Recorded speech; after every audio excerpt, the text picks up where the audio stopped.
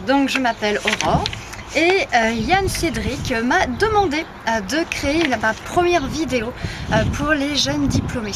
Donc déjà je n'ai pas de paperboard, je suis dehors en pleine nature parce qu'il y a une chose qui est très importante quand on rentre sur le marché de l'emploi, c'est qu'à un moment donné il faut aussi savoir ce qu'on veut, comment on le veut et rester quelque part un petit peu naturel aussi.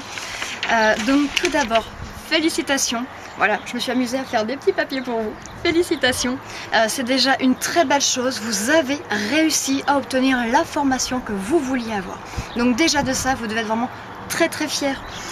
Il y a vraiment des choses sur lesquelles il est important que vous intégrez dans votre recherche d'emploi.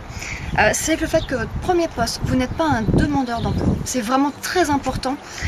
C'est vraiment important que vous compreniez que vous êtes avant tout un professionnel, vous êtes un offreur de service.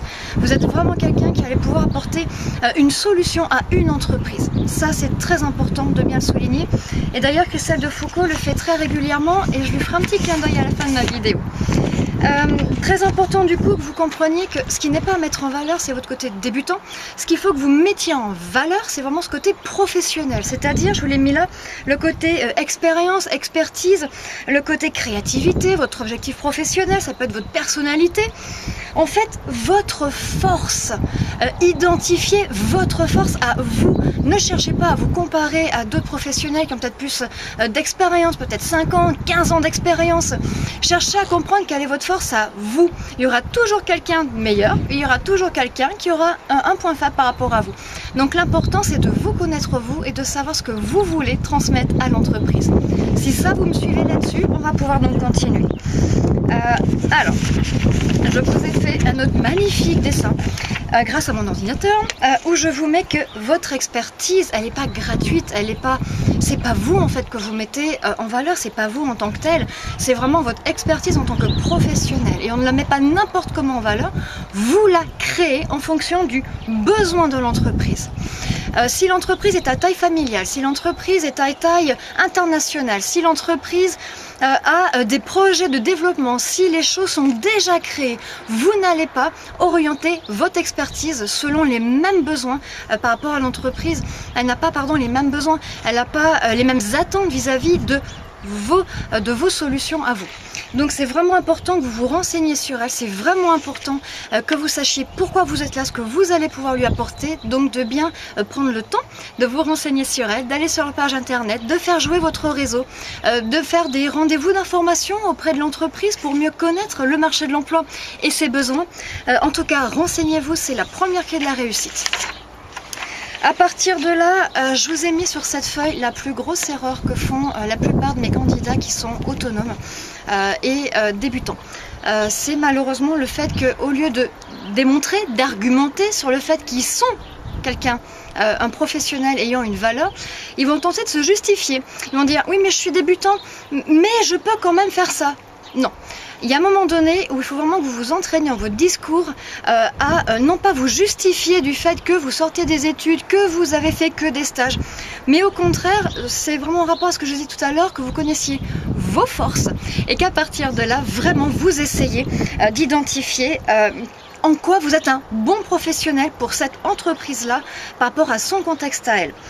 Et les exemples concrets sont hyper importants. Le moindre stage, je préfère dire mission, la moindre mission, le moindre bénévolat, la moindre chose qui peut permettre d'argumenter de façon concrète et chiffrée est une véritable plus-value. Nous avons tous quelque chose à offrir et nous partons jamais de zéro, et encore moins quand vous avez fait des stages. Très important, être positif. C'est très important parce que si jamais vous êtes fermé, que vous parlez par des négations, ne vous inquiétez pas, ne vous faites pas de soucis. Ça fait pas envie à l'employeur. Soyez vraiment positif, dites plutôt rassurez-vous, ça me convient, je suis capable de faire ça et voici les raisons pourquoi je peux faire ça et voilà ce que je peux vous apporter. Soyez positif, croyez en vous parce que c'est pas l'employeur qui doit lui croire en vous, c'est d'abord vous qui devez le rassurer sur le fait qu'il va pouvoir vraiment collaborer à vos côtés et que vous allez être une véritable plus-value. Donc c'est très important de vous entraîner à dégager ce côté positif, ce côté dynamique et que vous maîtrisiez votre sujet. je vous l'ai dit, je fais un clin d'œil du coup à Christelle. Je me suis permise de l'inviter à cette petite vidéo parce que sans elle, je n'aurais jamais osé la faire.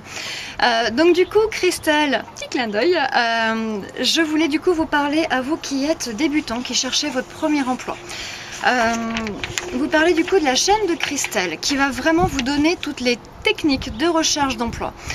Toutes les techniques par rapport au fait que vous êtes des enquêteurs, pas des demandeurs d'emploi, par rapport au fait d'aller rencontrer l'entreprise, par rapport aux relances, par rapport à l'entretien d'embauche, par rapport à tout ce qui fait les enjeux du coup de la recherche d'emploi. Parce que vous allez retrouver, ça c'est une certitude, la seule chose c'est que c'est vous qui allez du coup optimiser ces chances-là en vous préparant le mieux, en vous connaissant, en sachant ce que vous voulez, quel objectif vous avez, en connaissant vos freins, vos limites, et du coup de chercher des solutions pour les dépasser. En tout cas, c'est vous qui ferez votre propre richesse et c'est vous qui ferez votre propre réussite. Et je voulais vraiment que vous le lisiez, que vous l'imprégniez, que vous y croyez. Croyez en vous, c'est la chose la plus importante. Merci beaucoup de votre attention. Très très belle journée.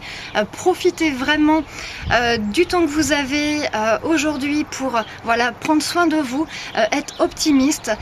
On peut être réservé, on peut être timide, on peut être un peu mal à l'aise, c'est pas grave. À partir du moment où vous savez pourquoi vous êtes là, ce que vous allez offrir et que vous avez bien compris l'entreprise et vous avez un véritable rôle d'enquêteur et d'offreur de service. Belle journée à vous.